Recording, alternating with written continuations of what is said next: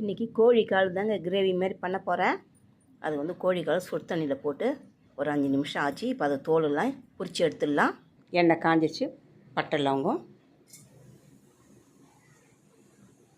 வெங்காயம், 2 தக்காளி, கொத்தமல்லி.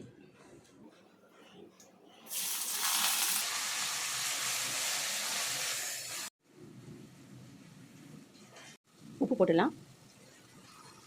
அதோட கூடவே இஞ்சி பூண்டு பேஸ்ட் நல்லா வதங்கட்டும். இது கூடவே கொஞ்சம் பெப்பர் பவுடர் போட்டுக்கலாம். வெங்காயம் தக்காளி நல்லா வதங்கிச்சு. இப்போ இந்த கோழிக்காலை இதில் சேர்க்கலாம்.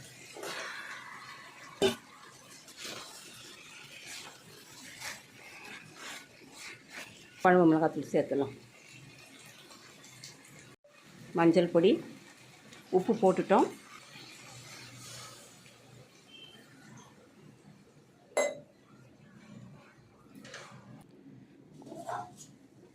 கோழிக்கால் நல்லா வெந்துச்சுங்க. அவ்வளோதாங்க, கிரேவி ரெடி. இந்த கோழிக்காலும் உடம்புக்கு ரொம்ப நல்லதுங்க. கால் வலிக்கு, மூட்டு வலிக்கெல்லாம் ரொம்ப நல்லது. இதை சூப்பு வச்சு குடிக்கலாம். இந்த மாதிரியும் பண்ணி சாப்பிட்லாம். குழம்பு வச்சு சாப்பிட்லாம். இதை சாப்பிட்டு பயன்பெறுங்க.